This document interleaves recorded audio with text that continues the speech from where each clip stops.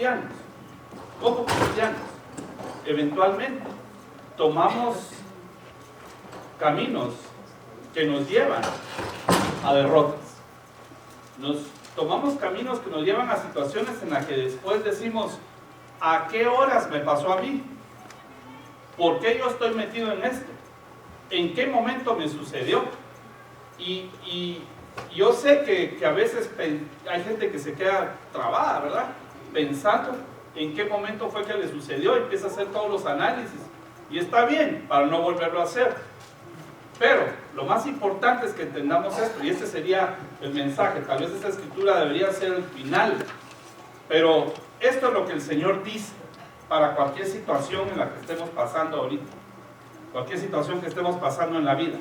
Y dice así, Isaías 61:1: el Espíritu de Jehová, el Señor, está sobre mí porque me ha ungido, me ha enviado a predicar buenas nuevas a los abatidos, a vendar a los quebrantados de corazón, a publicar libertad a los cautivos y a los presos apertura de cárcel, a proclamar el año de la buena voluntad de Jehová y el día de venganza de nuestro Dios, a consolar a todos los enlutados. Y sigue diciendo en el verso 3, a ordenar que a los afligidos de Sión se les dé gloria en lugar de ceniza. Fíjense, los afligidos. Manto de alegría en lugar del espíritu angustiado.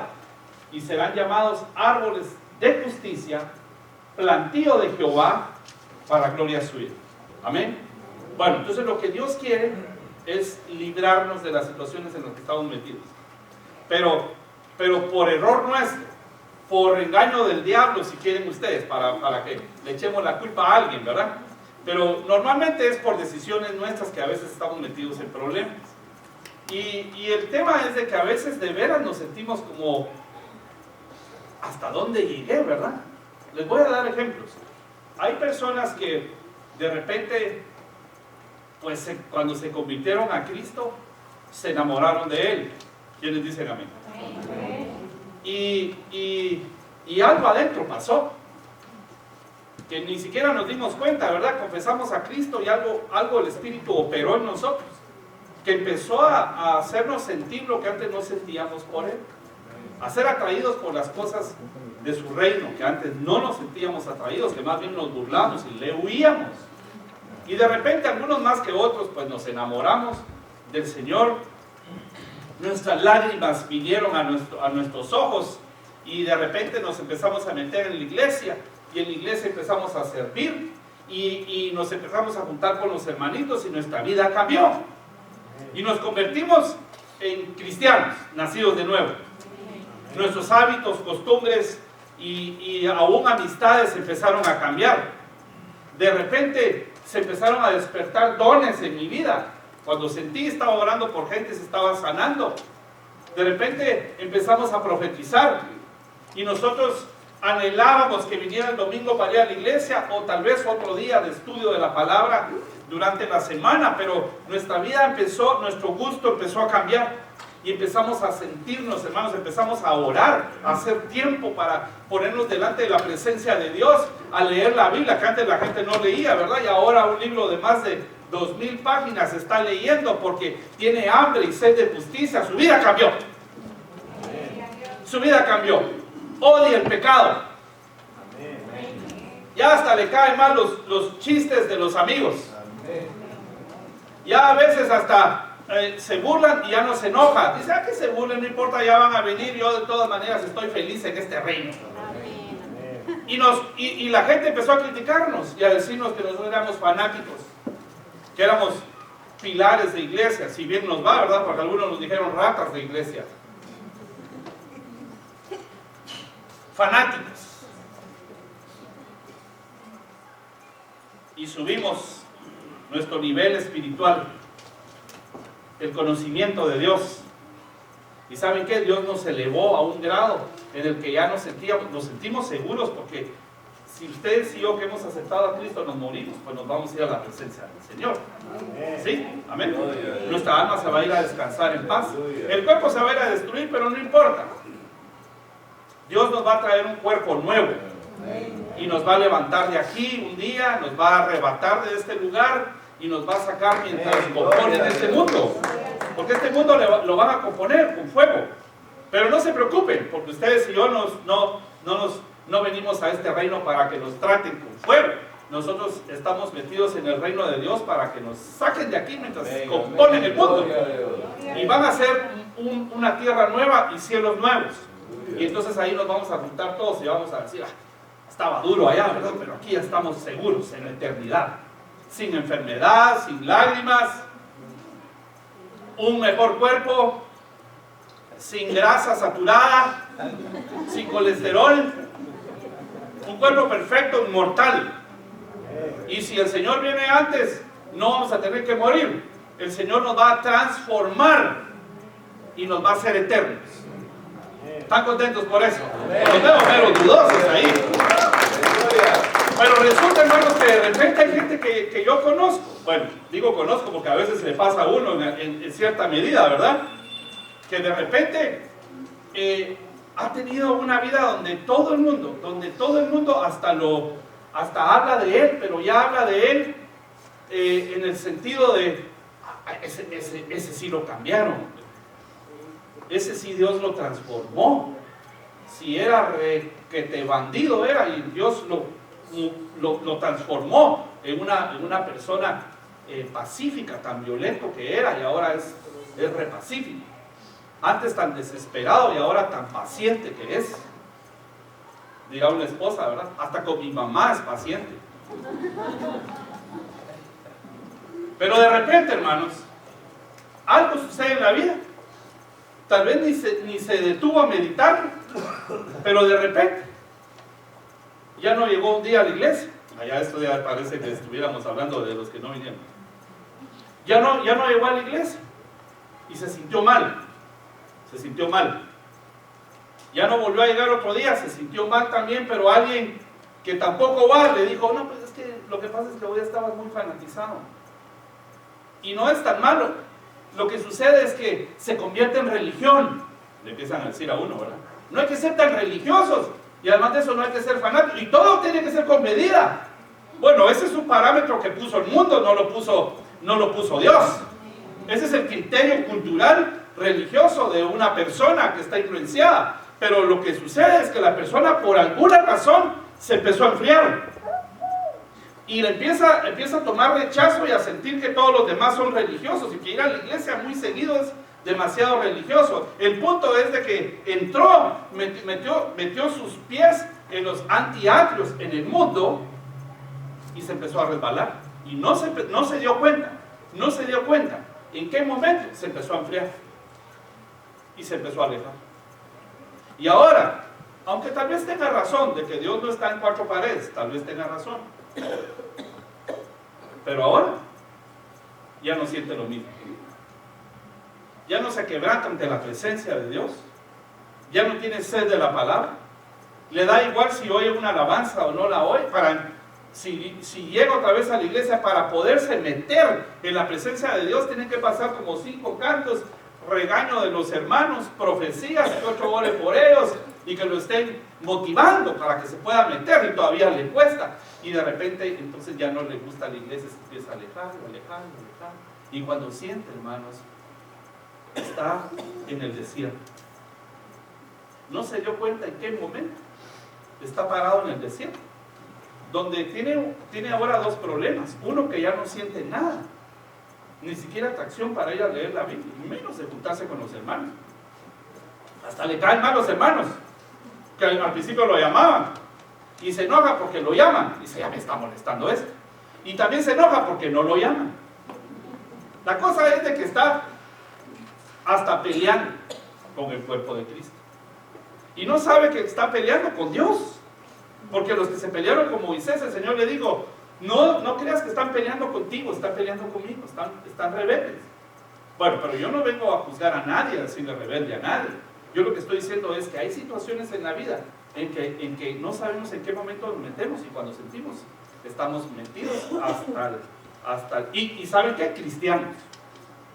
A lo mejor es en un problema que estoy metido. que no sé en qué momento me sucedió. Nosotros debemos aprender, si vamos a evaluar nuestra vida, cuáles son esos momentitos en los que yo ya sé que me estoy alejando de Dios, en los que tal vez me estoy enfriando. Pero no solamente estoy hablando de nuestra vida espiritual, estoy hablando en todos los aspectos de la vida, en todos los aspectos de la vida. ¿En qué momento una persona que era tan trabajadora, muy trabajadora, le gustaba trabajar, pero le gustaba trabajar en serio? No solamente ganar el salario, trabajar, amaba lo que hacía. Y de repente pues perdió su trabajo, o tal vez le cortaron las horas, pero se empezó a acostumbrar. Y antes salía a buscar trabajo porque pues no tenía otra, las cuentas venían. Pero vio que se solucionaba de alguna manera. Tal vez el gobierno le pasaba algo. Tal vez su esposa se fue a trabajar, su cónyuge. Y empezó a sentirse cómodo. Cómodo. Y más cómodo. Tan cómodo que cuando sintió, dijo, no podemos vivir con esta poquita entrada y no me tengo que esforzar tanto. Y se convirtió en una persona, disculpen lo que voy a decir, perezosa. ¿Por qué? Porque se acostumbró. Y entonces lo que hizo fue echarle la culpa al sistema. Y echarle la culpa a la situación económica. Y como las noticias lo avalan, porque en este país pues no se superó, en algunos estados sí, algunas ciudades, pero en promedio no se superó trágicamente el 10% del desempleo. Claro, es una tragedia porque antes era el 4 punto algo, llegó a 10, es más del doble. Pero no es igual que en otros países donde hay 12, 18, 20% de desempleo. Claro, es una tragedia para los Estados Unidos, el país más productivo del mundo y más rico del mundo, que le pase eso. Pero, hermanos, si se cayó el 10% de desempleo, hay un 90%. Y ustedes y yo, como hijos de Dios, tenemos acceso al 90%. Dígame que sí. Y además de eso, hermanos, mucha gente, cuando ha habido crisis en los Estados Unidos, que le gustaba trabajar, lo que hizo fue emprender algo. Y de ahí nacieron, de las crisis nacieron otro tipo de, hasta mercados nuevos aparecieron. Por ejemplo, en la crisis de los años 29, 30, del siglo pasado, imagínense. A alguien se le ocurrió y empezó a congelar fruta y verduras y las empezaron a empacar y nació la industria de los alimentos congelados.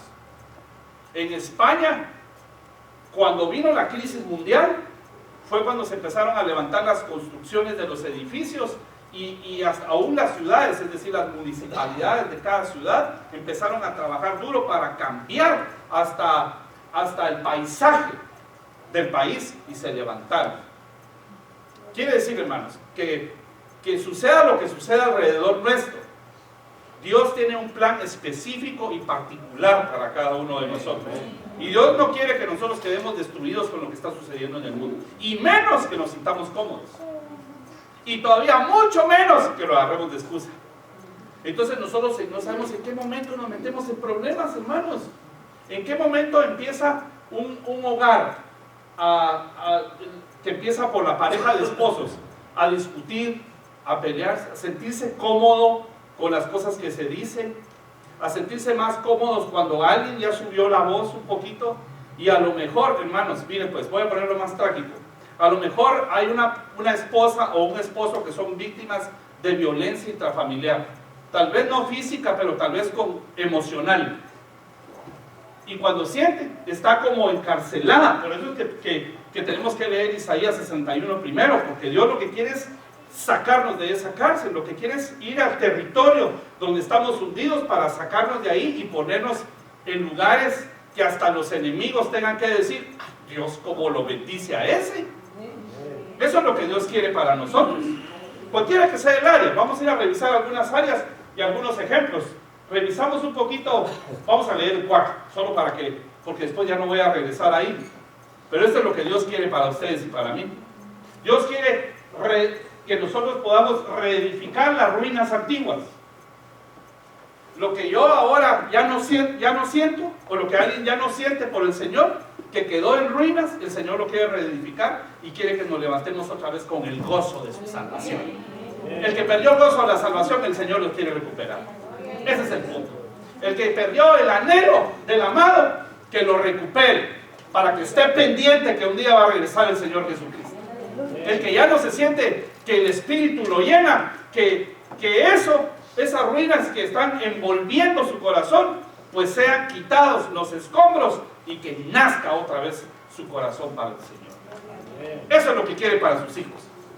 Estamos hablando de los hijos de Dios. Bueno, también estamos hablando de los que no son hijos de Dios y que tienen una puerta que se llama Jesucristo para poder entrar a este reino y poder recibir todas estas bendiciones. Hermanos, Dios quiere que tengamos una vida abundante y para eso nosotros tenemos que tomar decisiones. Bueno, reedificar las ruinas antiguas y levantarán los asolamientos primeros y restaurarán las ciudades arruinadas, los escombros de muchas generaciones. Lo que ha sucedido de generación en generación, que nos han ido pasando, la Biblia dice que la sangre de Cristo nos limpia de la vana manera de vivir heredada de nuestros padres. Vicios, enfermedades, costumbres, cultura. Bueno, y revisamos a Lot. Solo voy a dar una escritura de Lot porque no voy a regresar a Lot, porque la semana pasada pues fue un poquito duro. Ahorita les tengo que echar aceite, óleo de alegría. Sí, pero revisamos a Lot. Fíjense ustedes que Lot, recuérdense que Lot era el primogénito del hermano de Abraham. Pero Abraham, que era el primogénito de Taré, no había tenido hijos todavía. No tenía el hijo de la promesa, ni siquiera tenía la promesa. Lo único que le había dicho Dios es: deja todo que yo te voy a bendecir. Y cuando él se dio cuenta que Dios le estaba prometiendo tantas bendiciones, Abraham dijo: pero me estás dando bendiciones, pero yo no tengo a quién heredárselas. No tengo ni hijo para podérselas dar. Entonces el Señor le dijo: yo te voy a traer un hijo. Y le prometió un hijo para darle descendencia, que hermanos, ese hijo le trajo descendencia hasta el Mesías, al Señor Jesucristo. Amén. Le dijo: en tu nombre, por ti, Abraham, van a ser benditas, en ti van a ser benditas todas las naciones de la tierra. Ya que dijo: ni siquiera hijo tengo. ¿Sabe qué dice la Biblia? Que nosotros somos hijos de Abraham porque hemos creído en Cristo. Amén. Ahí nos metieron a la genealogía. Entonces vino Abraham y se desesperó un poquito. Y como estaba irritado, no sabemos si está irritado. Su esposa le propuso el plan, le dijo: te prometieron un hijo, pero yo no te puedo dar hijos. Entonces, ¿sabes qué? La sierva que trabaja con nosotros puede tener hijos. Entonces te la voy a dar. Ya que le dijo: ¿no será mucha molestia? Dijo Abraham. No, le dijo: pasa adelante, después de usted, le dijo. Ay. Entonces la tomó, hermanos, y tuvieron un hijo. Pero un día el Señor le dijo, Génesis capítulo 22, sube al monte y sacrifica a tu hijo. Sacrifica a tu hijo. Me vas a entregar lo que más quieres. Hermanos, estaba como para pensar: este Señor me prometió una herencia genética, y ahora me va a quitar el único hijo que me puede dar, genética, biológica. Pero algo, bendito sea el nombre del Señor, algo pasaba en Abraham, que aprendió a confiar en Dios. Y le dijo a los siervos: espérenos aquí porque vamos a subir y vamos a regresar. Amén. Lo que dijo fue: yo no sé qué va a hacer Dios. Tal vez si lo mato me lo resucita, o tal vez Él se va a proveer de 8 corderos. Y subieron, ustedes conocen la historia, pero el Señor le dijo: tú entrégame a tu hijo, al único que tienes. Quiere decir que no le tomó en cuenta aquel que tuvo por la desesperación, que lo llevó a cometer un error, hermanos, que ahora ustedes y yo, aunque somos hijos de Abraham y tenemos derecho a las promesas de Dios, estamos sufriendo. Porque el precio de la gasolina pasa por el error que cometió Abraham. Sí, porque la descendencia de Ismael son los dueños de la mayoría del petróleo. ¿Me están oyendo, verdad? Un error. ¿En qué momento le fue a pasar a Abraham? ¿En qué momento se metió en esa situación? Escúchenme esto, hermanos. Hay gente que sabe en qué momento se metió. Hay gente que ya se convirtió y vino a Cristo, pero que tiene un problema, porque por muy guapo que era, como era muy guapo, pues le coqueteó a alguien y el pobrecito tuvo que hacer el sacrificio. Y de repente, por estar jugando con su guapura, tuvo un hijo. Y la esposa no sabe. Yo me estoy metiendo en líos a alguien, ¿verdad? Pero no de esta sala, gracias a Dios. La esposa no lo sabe y tiene un hijo fuera. Y aquel llega a su casa, ve a sus niñitos. La esposa todavía le pregunta, ¿me querés? Y aquel, si no estuviera contigo, no le contesta bien, ¿verdad? Pero decime que me querés. Ay, si yo no tengo necesidad de estártelo diciendo, yo te lo demuestro. No se lo dice nunca, hermano. Al fin se lo dice, ¿verdad? Sí, te quiero, le rasca la cabecita y todo, pero solo a mí. Y aquel todavía está pensando, ¿verdad? Que ella no sabe que él huele a leña de otro hogar.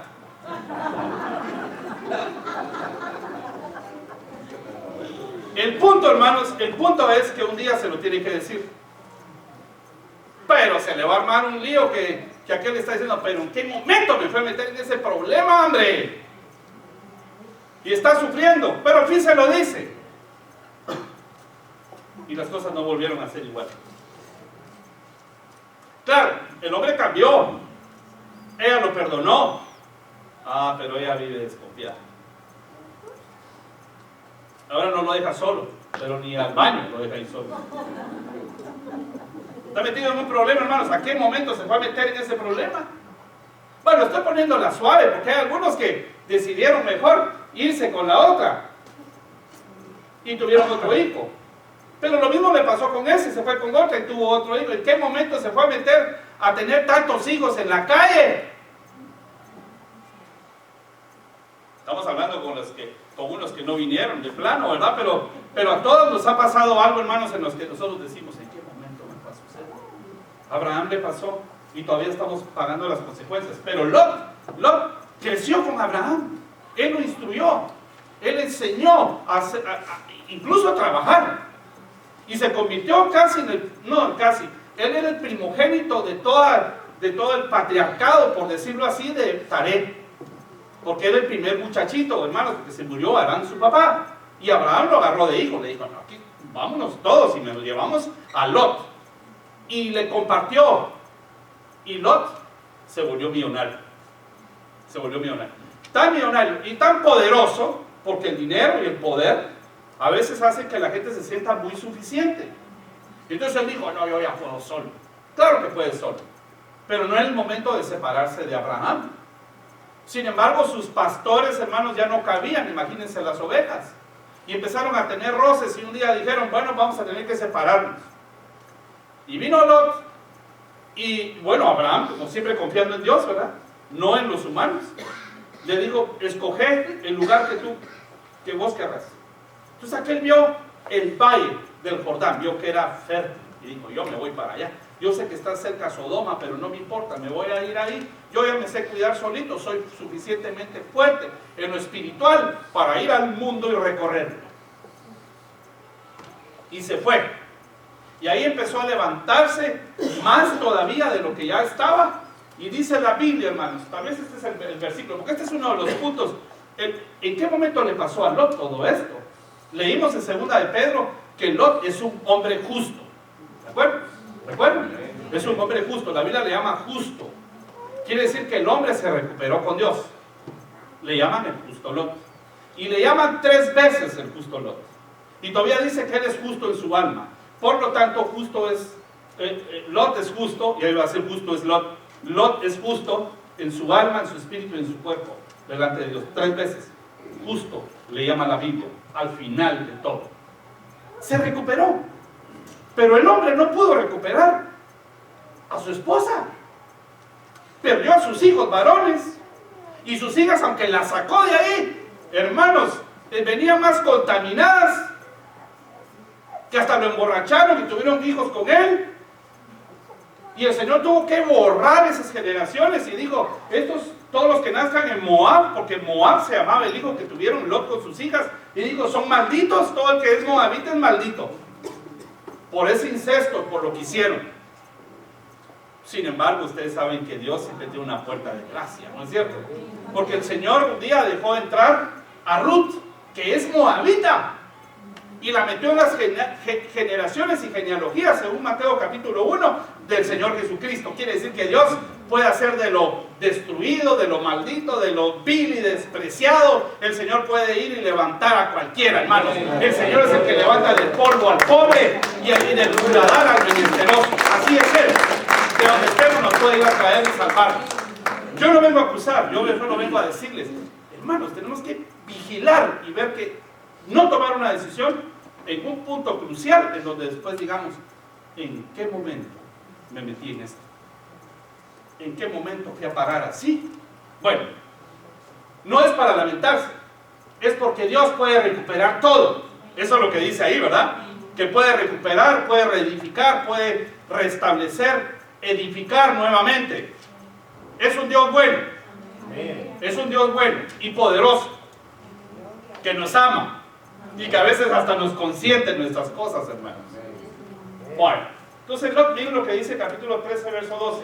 Abraham acampó en la tierra de Canaán, en tanto que Lot habitó en las ciudades de la llanura. ¿Y qué hizo Lot? Fue ensanchando, dicen unas versiones, pero fue poniendo todas sus propiedades, sus tiendas. Dijo, no, yo voy a agarrar otro pedacito para acá. Y tal vez estaba viendo que ahí estaba Sodoma, hermanos. Digo, no, pero yo estoy fuerte. Yo desde niño leía la Biblia. Abraham, mi tío, que es como mi padre, me enseñó. Pero el hombre empezó a estirar sus tiendas. En pocas palabras, se fue acercando mucho al mundo. Empezó a jugar con las cosas del mundo. Dijo, no me pasa nada porque yo soy fuerte. Además, yo soy salvo. Además, lo más importante es la relación con Dios. Mi relación con Dios es más importante que la iglesia y que leer la Biblia. Excusas, porque cuando uno no hace eso, hermanos, se va a enfriar. Seguro se va a enfriar. Entonces, empezó a ensanchar sus tiendas, a correr sus tiendas, hasta Sodoma, hasta que se convirtió en hermanito de ellos. La Biblia dice que un día que ellos querían entrar a su casa para sacar al mismo Señor que estaba visitándolo, Él cerró la puerta detrás de ellos, hermanos, y calladito les dijo, hermanos, por favor, hermano. Hasta les dijo, yo les doy a mis hijas, pero no me metan en problemas con Dios. ¿En qué momento le va a pasar al Lot, hermanos? Que tuvo que llegar Dios y sacarlo de Sodoma, del peligro, y el pobre, viendo ya muy tarde, viendo dónde estaban sus hijos, ¿dónde están mis hijos? Y el Señor le dijo, ¿dónde están tus otros hijos, los hombres? ¿Dónde están? No le dio tiempo, hermanos. El justo Lot se salvó, pero no pudo sacar a sus hijos de ahí. El justo Lot se salvó, pudo sacar a la fuerza a su esposa, pero su esposa estaba tan contaminada que le dolió tanto dejar Sodoma. Yo no puedo dejar este mundo. Y se volteó y le cayó el juicio de sal. Fue muy tarde para ella, fue muy tarde para sus hijos, fue muy tarde para sus hijas y para sus generaciones, aunque él se salvó. Por lo tanto, ustedes y yo tenemos una responsabilidad, no solo de nuestra vida, de todos los que nos rodean. ¿En qué momento le pueda pasar a tus hijos que tú ya te metiste, aprendiste la Biblia, estás sirviendo y todo, pero tus hijos? No, pero es que la sociedad, ¿qué va a decir la sociedad, mis amigos? No es para tanto, ellos son niños, tienen que aprender a vivir como niños, hay que aprendan de sus propios errores. Hermanos, es cierto que todos vamos a aprender de nuestros propios errores. Es cierto que la Biblia dice que nosotros vamos a entregar cuentas individuales y no nuestros hijos. Es cierto que Dios no es abuelo de nadie, es padre de todos los que hemos creído en Él. Pero alguna responsabilidad tenemos. Si bien es cierto yo no los salvo, por lo menos les voy a estorbar o apartar del peligro. Una pregunta para nosotros, o para cualquier persona que de repente está frío en algo, o que dice, no, pero es que yo no quiero que mis hijos sufran lo que yo he sufrido en la iglesia. No, porque van a sufrir más en el mundo. Pues una pregunta sería, ¿dónde están tus hijos ahorita? Pero no dónde están físicamente, ¿dónde están en su posición espiritual? ¿Cómo están en su relación con Dios? Que es lo más importante de la vida, hermanos. Y todavía es tiempo. ¿Dónde está tu marido? ¿Dónde está tu mujer? ¿Dónde están? ¿Qué están haciendo? ¿Cómo está su relación? No, pues es problema de él. Es problema de él, pero yo tengo responsabilidad. Yo no tengo la culpa, pero tengo alguna responsabilidad. ¿Por qué tengo responsabilidad? Porque la Biblia dice que si yo acepto al Señor Jesús, voy a ser salvo yo y mi casa. Porque el Cantar de los Cantares dice, atráeme, y entonces todos correremos en pos de ti. Eso dice la Biblia. El justo Lot fue muy tarde para su familia. ¿En qué momento le va a pasar? Bueno, uno, cuando se separó de Abraham, y dos, cuando empezó a acercarse al mundo. Todos sabemos cuando nos estamos enfriando, hermanos. Tal vez cuando empezamos ya a decir malas palabras. Tal vez cuando ya no me conmueve una alabanza, pero me trae buenos recuerdos, un cántico del mundo a mi alma. Un bolero. O un tango. Y entonces siento, soy conmovido, déjame eso, porque eso me recuerda. No es malo, no es pecado. Sí, pero no te edifica. Todo me es lícito, pero no todo me conviene. Todo para todos es lícito, pero no todo me edifica. Está bien que oigas tu canción y bailes con tu esposa pegaditos, tu cancioncita, ¿verdad? Y te recuerdes de tus padritos, que aunque te rechine la cintura un poco ahora, pero que todavía se conmueva tu alma y tu espíritu delante de Dios y delante de la presencia, y tiembles delante de la palabra del Señor. Pero si no sientes eso y lo otro sí te conmueve, hay un problema serio. Cuando alguien dice, yo no me voy al infierno por echarme una copita, no, yo tampoco. Yo predico, si me echo una copa no me voy al infierno, no, yo no me voy al infierno, pero yo puedo darle el descartazo a mis hijos. ¿Qué quiere decir el arranque, hermanos? El detonador.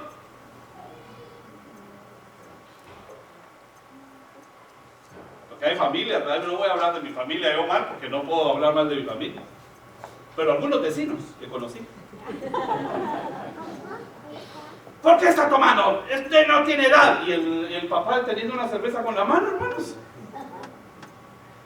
No. Los hijos van a hacer lo que ven, no lo que oyen solamente.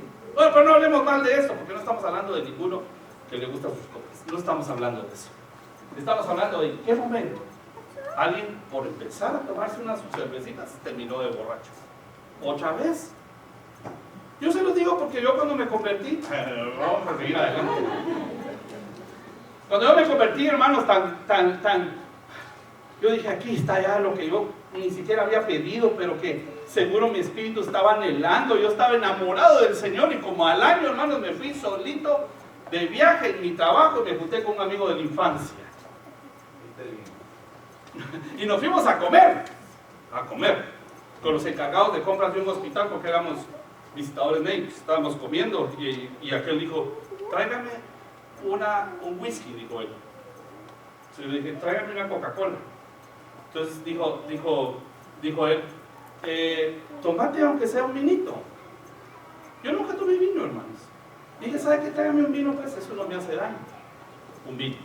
Que nunca tomé vino ni me gusta. Un vino. ¿Tú sabes qué hizo mi amigo? Ya no me traiga el whisky, tráigame una botella de vino. Yo dije, yo no me voy a tomar el resto. Entonces me dijo, no, si yo me lo voy a tomar todo. Yo ya lo conozco, hermanos, y caí en la trampa. Lo pidió, y ya cuando ya me había tomado mi copita de vino, me sirvió otra, y dijo, para la otra, pues ya cuando sentía calor, ya sentía hasta rosado. Eso fue como a las 9 de la noche. A las 2 de la mañana yo estaba invitándolo a la siguiente botella. Y cuando llegué al hotel a las 3 de la mañana, ¿en qué momento fui a hacer esto? Me ha costado hasta peleas con mi esposa, me ha costado que mi padre me insulte, me ha costado todo. Y derramé mi alma, hermanos. Ahí nací de nuevo.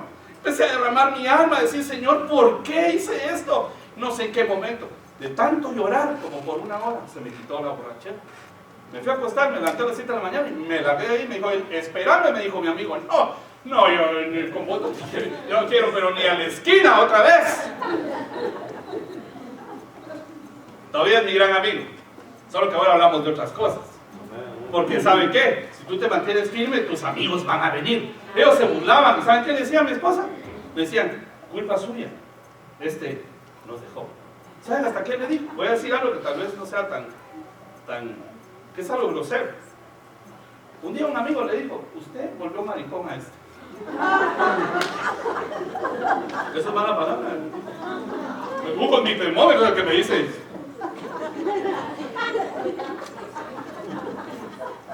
A veces eso quiere decir que ya la hice.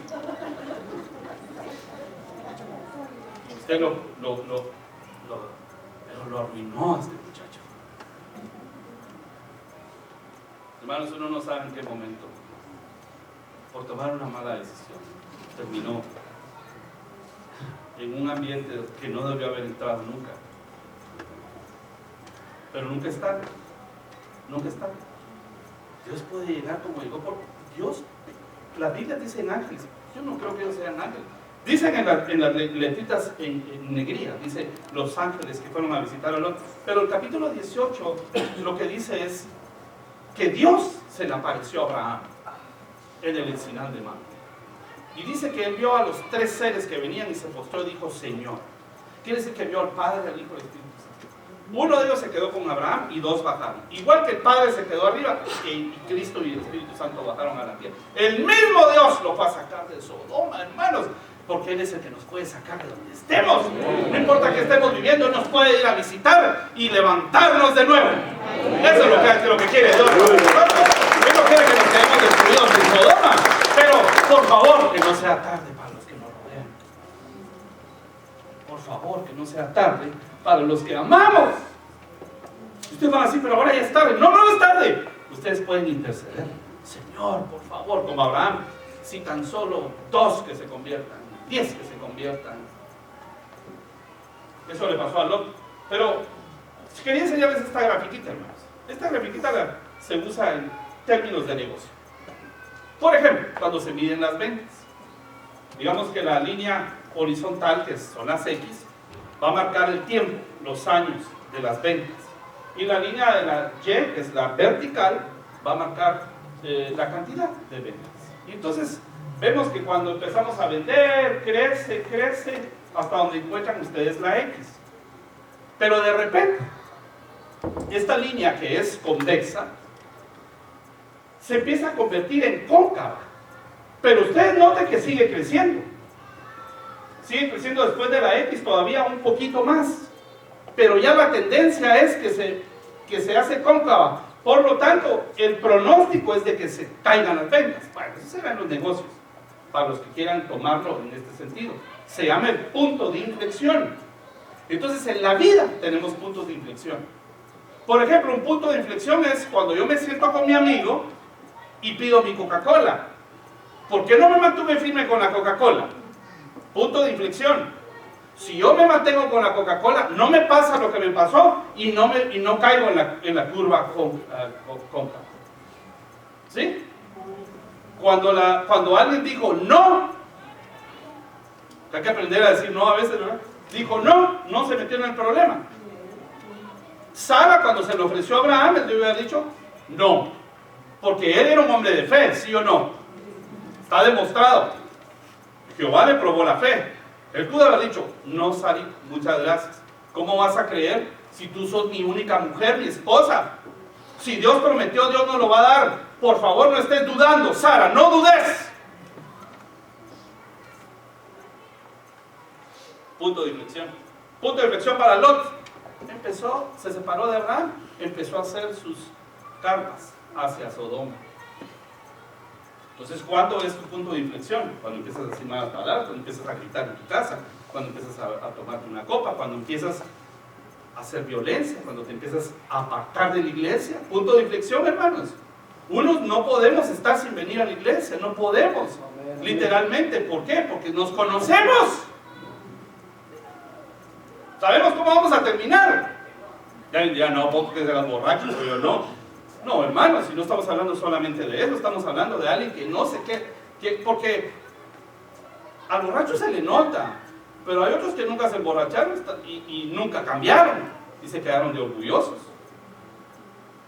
se quedaron con malos pensamientos, Se quedaron de santos, pero yo soy demasiado santo como para arrepentirme. Esta muchacha se llama Tracy, la acabo de conocer. Ella es manager de una de las tiendas de Lindora, que son productos para adelgazar y clínicas para adelgazar. Pues saben que la dirección me la pides. Pero fuimos con Pastor Ron a entrevistarla, porque esta mujer, que ahora debe pesar como 180 libras, que es alta. Si ustedes ven la foto de abajo, es la misma foto esta. Esta niña pesaba 500 libras. Alguien va a decir, ya viste que no estoy tan gordo. 500 libras. 500 libras. Entonces cuando la entrevistamos, porque filmamos, después les voy a enseñar el video, Pastor Ron le pregunta y dice, ¿en qué momento decidiste adelgazar? ¿Y cómo fue que lo lograste? Entonces ella dice, no, la pregunta que debemos hacernos es, ¿en qué momento fue que yo superé para llegar hasta estas 500 libras? ¿En qué momento llegué hasta ahí? ¿Cuándo? Pues por supuesto, cuando empezó a comer mal. Cuando tal vez antes corría, hacía sus ejercicios y ahora ya no los hace. ¿En qué momento? Cuando me descuidé. Yo no vengo a ofender a nadie con esto, hermanos. Estoy dando un testimonio de una mujer que se tiró 200 libras, más de 200 libras de su cuerpo. Y por andar entrevistando con Pastor Ron, yo ahora me siento hasta flaco, hermanos, porque he conocido gente que se dispara 100 libras, 70 libras. Pero ella se sentía desesperada, enferma. ¿En qué momento me sucedió? Es el momento que tomó una decisión. Comer es una decisión. El problema con comer es que, digamos, cuando uno es borracho, depende del diablo. Cuando alguien es borracho, pues si deja el alcohol no se va a morir. Tal vez de tristeza, pero no se va a morir de nada más. Pero de comer, si uno deja de comer, sí se puede morir. Uno depende de la comida. La comida es muy importante, te puede llevar a la vida, te puede llevar a la muerte. Por una comida fue que Eva cayó. Por una comida fue que a Esaú le dijeron que lo odiaban porque le vendió la primogenitura al hermano. En una comida fue traicionado el Señor Jesús. Bueno, ya dejamos de hablar de los demás. No, sigamos hablando de los demás. ¿Por qué? Hermanos, ¿en qué momento fue a caer ahí? Ahora ella aprendió, ¿verdad? Que si se descuida. Bueno, ¿en qué momento perdiste la casa? Tal vez dirá, la situación, hermano, no fue en la situación. Fue cuando yo tomé la decisión de comprar una casa que sabía que un día me iban a subir los intereses y que no le iba a poder pagar. Bueno, es cierto. Ahora alguien dice, pero yo no lo sabía que era interés variable. No firmaste. Pero no sabía que era tan grueso. Pues no averiguaste. No es acusación. Lo que estoy diciendo es, cuando ya te llega la carta y tienes que salir, vas a decir, ¿pero por qué? ¿En qué momento me pasó? ¿Cuál fue el punto de inflexión? Cualquier argumento existe. El punto es, ustedes y yo tenemos que andar con cuidado en la vida. Conocemos nuestros puntos de inflexión, no tenemos que tomar decisiones incorrectas. Bueno, sigamos adelante. Mejor sigamos adelante que no vamos a hablar de nada. Pero hablemos de las relaciones en los hogares. ¿En qué momento una mujer cae en violencia intrafamiliar? ¿En qué momento? ¿Cuál es su punto de inflexión? ¿Cuándo dejó que el otro le gritara, hermanos? Te voy a decir dónde empieza el punto de inflexión para una persona que es abusada violentamente. Cuando eran novios, la empezó a tratar mal y le empezó a tratar con rudeza. Tal vez le gritó, o tal vez trató de dominar su espíritu. Control, atemorización, son esos principios de hechicería. Le pegó el primer grito de novios, olvídense, de casados le pegan. Yo sé en qué momento está metida una mujer en esa situación que dice, pero ¿por qué estoy viviendo yo esto? Lo sabía, su padre se lo dijo, su madre. Pero lo hizo. Venció su punto de inflexión. Pero ¿por qué ahora ya no puedo ni ir a la iglesia? Me casé, tan buen hombre que es, pero no puedo ni ir. Te dijeron que no te casaras con un inconverso. Bueno, ¿qué hacemos con los que están casados con un inconverso? La Biblia dice, 1 Corintios 7, no lo dejes. Porque la mujer creyente santifica a su marido. Eso es lo que dice la Biblia. No lo dejes porque tú lo santificas. De lo contrario, tus hijos no serían legítimos delante de Dios. Y mientras tú creas, el otro tiene oportunidad.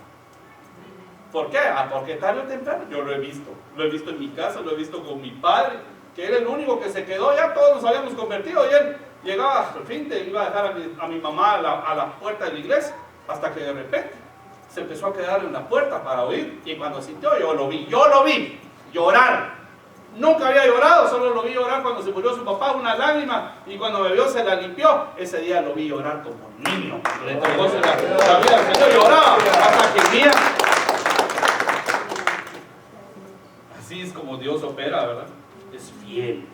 Dios es fiel. Tú mantente fiel y vas a ver cómo Dios es fiel para bendecir a tus hijos y a tu cónyuge. Vamos a terminar viendo a estos personajes. Nabal, que si ustedes ven al revés es Labán, se parecen, ¿verdad? Nabal quiere decir, se traduce la palabra Nabal, insensato. Ahora, este es esposo de una mujer que se llama Abigail, pero miren este versículo, que ustedes van a leer toda la historia, pero miren lo que dice. Ahora pues mira y reconoce lo que has de hacer, porque el mal está decidido contra nuestro amo. Está hablando el siervo, ¿verdad? Que va a llegar David a hacerles daño.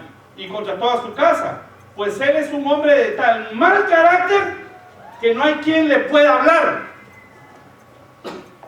Tan de mal carácter el amargado que ya no se le puede ni hablar, hermanos.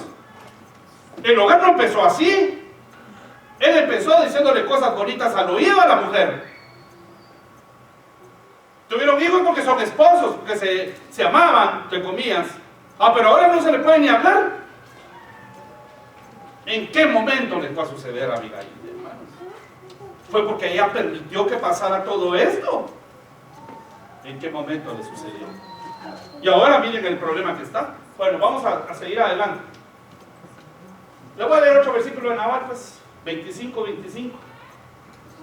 Por favor, no haga caso, mi señor, de este hombre de tan mal carácter, Nabal, porque como su nombre, así es él, su nombre es Nabal, o insensato, y la insensatez está con él, pero yo, tu sierva, no vi a los jóvenes de mi señor, a los cuales enviaste. Bueno, es un hombre que no se le puede ni hablar.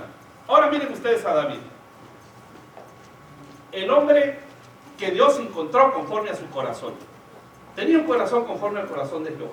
No tuvieron que cambiárselo como hicieron con Saúl. Él ya tenía un corazón que se fue formando de alguna manera, y el hombre responsable cuidaba las ovejas de su papá, y cuando venía el oso o el león con la mano los defendía, valiente. Y el hombre estaba todo el día ahí cuidando el patrimonio de su papá, de su casa. Y los otros hermanos andaban paseando, hermanos. Incluso cuando vino Goliat a desafiar al pueblo, los hermanos estaban ahí. Y cuando llegó David, porque David era el que entregaba el queso en el palacio, los hermanos dijeron: ¿qué haces aquí? ¿Dónde dejaste las ovejas? Las dejé con un guarda, dijo aquel. ¿Pero qué está pasando aquí? Ustedes saben la historia, mató al gigante, se casó con la hija del rey. Es un campeón David, es el dulce cantor de Israel. Compuso salmos, hasta proféticos. Él dijo en el Salmo 22, Señor, Dios mío, ¿por qué me has desamparado? Mismas palabras que dijo el Señor en la cruz, Él lo dijo proféticamente. Este hombre es un hombre de Dios. Pero ¿en qué momento se fue a meter en este problema, hermanos? Miren ustedes, segundo de Samuel 11:2. Cada uno agarre su pedazo para su vecino, ¿verdad? Y sucedió un día, al caer la tarde, que se levantó David. Miren, en la tarde se levantó. Al caer la tarde. ¿A qué hora se levantó este señor, hermanos? Si este es un general de guerra, ¿cómo se va a levantar a esa hora? Ahora se levanta tarde. Se levantó David de su lecho y se paseaba sobre el terrado de la casa real. Esto dice otro versículo, que es en tiempos en los que los reyes van a la guerra, que es la primavera. Entonces, en la primavera, que tenía que estar en la guerra, el hombre se levanta tarde porque no está en la guerra. Y se subió al terrado de su casa real y vio desde el terrado a una mujer que se estaba bañando, la cual era hermosa. Punto de inflexión. ¿Cuándo fue? Cuando se empezó a levantar tarde. Y tenía responsabilidad. Porque algunos se levantan tarde o que trabajan toda la noche. Y tenía responsabilidad. Tenía que estar activo. Y no se levantó para ir a trabajar, hermanos. Y por no levantarse para ir a trabajar, vio a la vecina. Ahí todavía está en el punto de inflexión. Ahí pudo haber dicho, no, que ni Dios lo quiera. Tal vez, hermanos, no es correcto, pero tal vez hubiera visto y se hubiera entrado, hombre. Vayan a decirle que por favor, que no, porque yo me levanto tarde y me voy al tejado a ver y que no quiero verla ahí. No, ¿saben qué hizo con su poder? Vayan a traerme. Y cuando la trajo, a saber cuánto tiempo pasaron jugando party cake, hermanos. Les voy a decir por qué. Porque ahora resulta que está embarazada. No me van a decir que la primera vez que la conoció, o tal vez, ¿verdad? Yo no sé, pero saber cuánto tiempo tenían de amores. Además, cuando le dijo que estaba embarazada era porque habían pasado 2 meses, hermanos. Hoy día pueden saberlo a los días, o a los 15 días, o al mes, qué sé yo. Yo ya tengo nietos, ya no me acuerdo de eso. Pero el punto, hermanos, el punto es que le dijo que estaba embarazada. Haber pasado más de 1 mes con ella. Sí, porque yo no puedo hacer eso si soy el rey. Además soy el rey David, soy el siervo de Dios. Corazón conforme al corazón de Dios, ni prestigio espiritual, ni Dios lo quiera. Vayan a traerme a Urias, el marido está en la guerra, peleando por ti. Bueno, todavía que él sintió que le metían en la espada, hermanos. Entonces mandó a traer a Urias y lo emborrachó. Lo invitó a tomar y le dijo, ahora andate a tu casa. Le quería meter el hijo, hermanos. Andate a tu casa con tu mujercita porque has estado en la guerra. ¿Saben qué hizo el hombre? No, dijo, yo soy tu siervo y me quedo en la puerta cuidándote. Y no se fue. Entonces, como dijo, no se lo pude meter, le hizo una carta, fíjense, una carta para Joab, donde decía, pónganlo en lo más recio de la batalla, para que lo maten. Y él entregó la carta a Joab. Joab leyó, dijo, ok, dice que te vayas para aquella punta a pelear. Sí, dijo aquel. El adulterio lo llevó al asesinato y a la mentira. ¿En qué momento fue a caer David ahí, hermanos? Si es el profeta, canta cantos proféticos. Por eso le puedo decir profeta. Mateo 1:1 dice, Jesús, hijo de David, le dio descendencia al Señor Jesús. Pero ¿a qué hora le fue a pasar esto? ¿En qué momento se fue a meter a tan grande lío? Y todavía se le muere el muchachito que estaban esperando. Hermanos amados, ya ni les quiero hablar de Sansón. Pero este hombre, hasta el vientre de la mamá habían preparado. Le dijeron, tú no vas a comer cosas que te hagan daño, ni vas a beber vino, mujer, porque vas a tener a un hijo que va a ser nazareno desde el Nazareo, que eran los que estaban consagrados para servirle a Dios todos los días de su vida. Se pasaban la navaja en su cuerpo una vez y no se volvían a pasar navaja porque estaban consagrados hasta para eso delante del Señor. Y el hombre desde niño hacía cosas pícaras, hermanos. Y miren lo que dice, solo les voy a leer un versículo. Después de esto aconteció que se enamoró de una mujer del valle de Sorek. Esto es una mujer filistea, enemiga, la cual se llamaba Dalila. Y es conocer a esa mujer y enamorarse, se enamoró de esa mujer. Le costó que le cortaran el cabello, perdiera su fuerza y además de eso, hermanos, le sacaran los ojos y lo usaron entonces de payaso. Porque ahora en vez de poner a las mulitas, ¿verdad?, a empujar el molino, tenían, como él era fuerte, a empujar el molino a él y todo riéndose. Terminó de payaso, hermanos. De payaso del mundo. ¿En qué momento le fue a pasar esto a Sansón? ¿Saben qué hizo Sansón cuando se recuperó? se suicidó. Dijo, muera yo con los filisteos. Y botó las columnas y mató más filisteos cuando murió que cuando vivió. ¿Por qué tiene que llegar a ese extremo David? ¿Por qué tiene que llegar a ese extremo Lot? ¿Por qué tiene que llegar a ese extremo Abigail? ¿Y por qué tiene que llegar a ese extremo Sansón? Hermanos, ya no demos más vuelta al asunto. Dios lo que quiere es bendecirnos. Dios lo que quiere es que su espíritu pose sobre nosotros, que nos unja, para poder reedificar, para poder recuperar nuestras vidas. Yo no sé si alguien está en alguna situación donde diga, pues, ¿en qué momento me pasó a mí? Tal vez de veras no tuvo la culpa, pero no pidió ayuda a tiempo, a Dios. O tal vez Dios le quería hablar, hermanos, y a decirle lo que tenía que hacer y no escuchó, porque se las sabe todas. Porque ese es el problema de nosotros, que aprendemos la Biblia y después nos alejamos. Todos lo sabemos, entonces no escuchamos a Dios. Y Dios nos quiere dar una fórmula nueva y no queremos oírla, porque todas la sabemos. Quieren ponerse de pie, hermanos.